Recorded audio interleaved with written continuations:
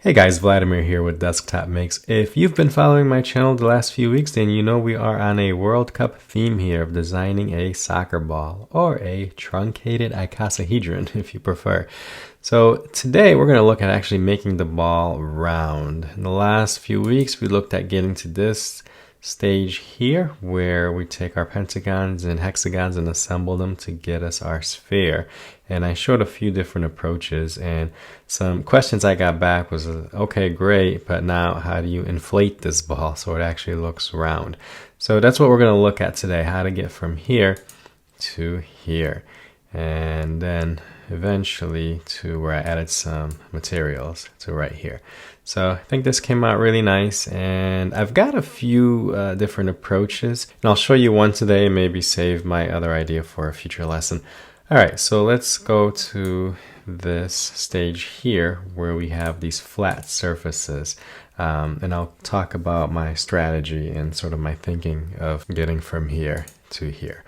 Okay, so we left off here, and the approach I'm going to take has to do with this interesting feature here in Fusion that happens when you delete a surface. But it's when you delete a surface in the surface environment. So here in Solid, I can show you the difference. If I take this hexagon and I hit delete, you can see that Fusion will try to resolve the model. It doesn't break it. It basically takes these faces here and it extends them out, replacing where that one hexagon is that I just deleted. It tries to figure out what you're trying to do, but you know, it solves for that shape without that geometry that I just took out. I'm gonna undo. Now watch what happens when I go to the surface workspace and then I click on that shape here and I hit delete. It basically just goes ahead and removes that face and it converts your body back to a surface instead of a solid.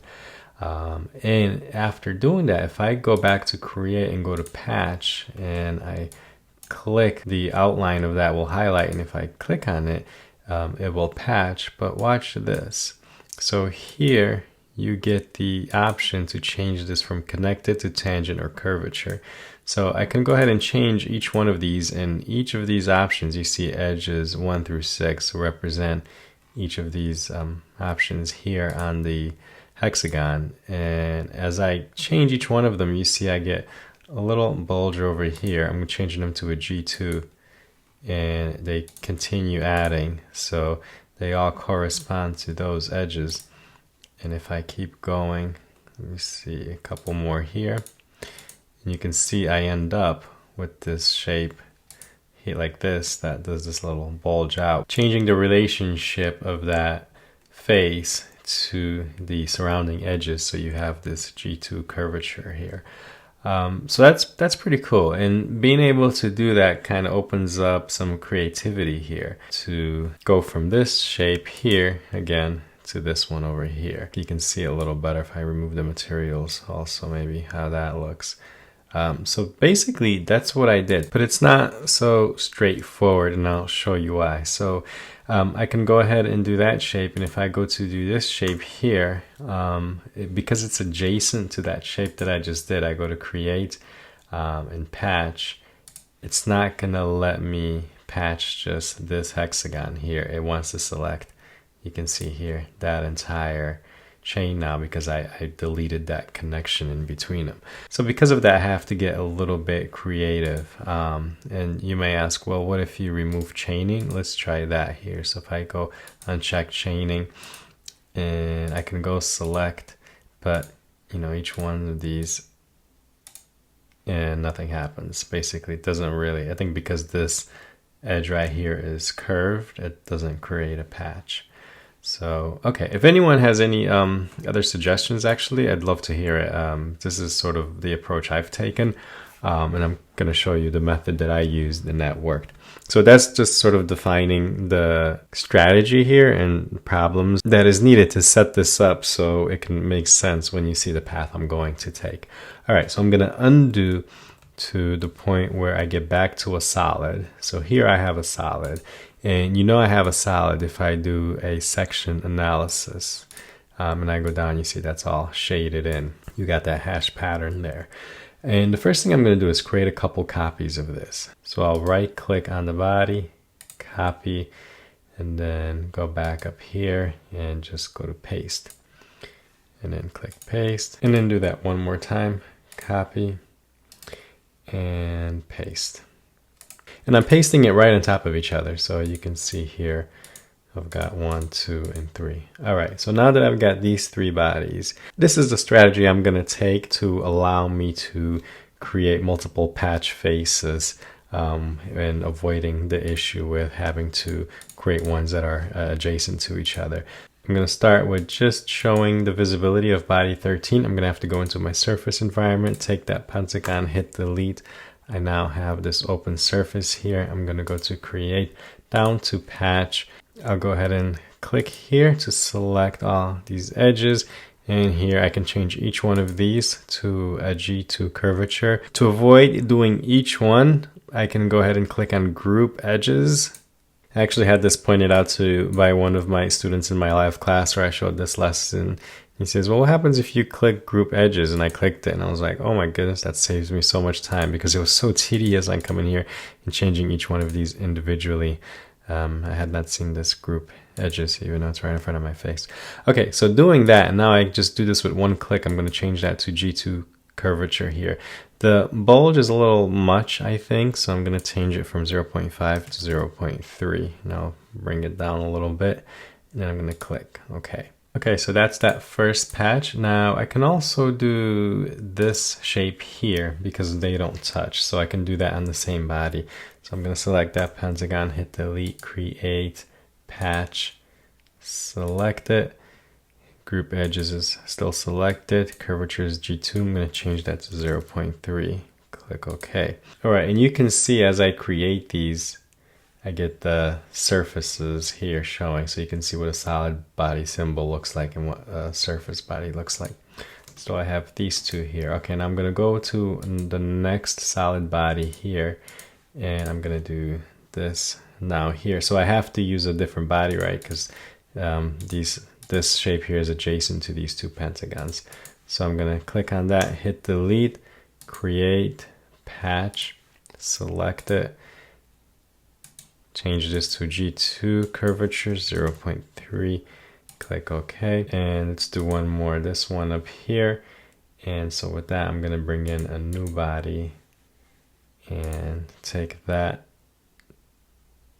Oh wait, let's make sure which ones. I already have that one, so I need 1, 2, 3. I need this one right here. Okay, so I'm gonna delete that hexagon, create, patch, select it, G2 curvature 0.3, click OK. All right, I've got all the patch bodies I need. So it's this, and this one. I'm gonna untoggle this visibility. I don't need the rest of these, so I'm gonna just remove these bodies here. So remove, remove, and remove. Okay, so I've got the visibility displayed on these bodies. Let's change the, I don't think it's critical, but I'm just going to prefer to do it. I'm going to go to modify and reverse normal. I'm going to select each one of these and have it so that the gray is facing the outside and the tan is on the inside. All right, so with this, I'm going to take these 3 bodies here and stitch them into one. And the reason for that is I want to do a pattern, circular pattern, and I don't need to include this base in that pattern. So I'm going to go to modify, down to stitch, select 1, 2, and oops, no, it's better if I actually select them from the screen because that way I know I'm picking the correct bodies. So stitch 1, 2, 3, and then click OK. Now you can see those 3 are combined into one. I'm going to go to create, pattern, circular pattern, select that body made up of the 3 parts. And I'm going to do a circular pattern around my Z-axis here. And I need 5 of those because I'm patterning around the pentagon. I'll click OK. All right, that gets me our bottom hemisphere here. So we've got half of our ball. And what we can do now is stitch all this into one body. So go to modify, down to stitch. I'll just, oops, I find sometimes this happens. It changes my selection from the box to the paint. I think I'm somehow hitting the number on the keyboard. So if you go to, just in case this happens to anyone, look at your window selection. You've got 1, 2, and 3. I think I must be constantly hitting 3 by accident, or maybe when I'm typing in a number, because it keeps switching the paint selection to me. So if it does that, just go and click 1 and it goes back to box selection. But I'm gonna have to deselect and then reselect it. So that's going to choose all those bodies there, and I'm going to do a new body, and that's going to join those together into one. Okay, so now that I have one body there, there's a few ways I can go about to create the second half. The approach I'm going to take here, I think, is I'll create a mirror. So I'll go to create, down to mirror, select that one body. My mirror plane, I'll select this plane up here. Any reference plane is fine, but I'm just going to get it so that it's above. And I'm going to right click, go to move copy, select, which, I need to change it here first, from bodies, components to bodies. Otherwise it won't select. I'm going to select it on the browser here and then choose just my translate, just to bring it down a bit. And just want to get it close. And then I'm going to rotate this. So I'm going to go to my rotate option, and I have to tell it the axis I want to rotate about. And here I can select my origin, because when I made this, that first pentagon was centered on the origin. This allows me to take advantage of that axis there. Now I need to get this section here to fit right here. So to fit in that sort of channel, that groove. And what seems to work here is if I take 180 divided by 5, so remember it's 5 because it's spinning around a pentagon with 5 sides. So I'm just going to type that in, 180 divided by 5, and let Fusion figure out the math. And I'm not going to click OK yet, because now I can go point to point, and I'm just going to zoom in and say move this point to this point here, and click OK. Now there are a few ways we can go to get these two sides to come together, but this works pretty well. Okay, I'll untoggle origin. So here I've got my two hemispheres here. And finally, the last thing I need to do is just stitch them together. So modify, down to stitch. And I'm gonna select to highlight it all, and you see that stitch line in green. Watch what happens if I got these two surface bodies. I'm gonna click OK. And now I get one solid body here. And that, my friend, is how I went from our truncated icosahedron shape, made with flat bodies here, just taking my timeline to show where we were, to get us to this shape right here. And yeah, so if you want to apply some materials, what I did is I'll hit A for materials, bring our materials panel. And if you scroll down here, you've got a fabric option. And within that fabric, if you go down, there's a leather. So I'm bringing a white leather to make everything white. And then I selected just the pentagons.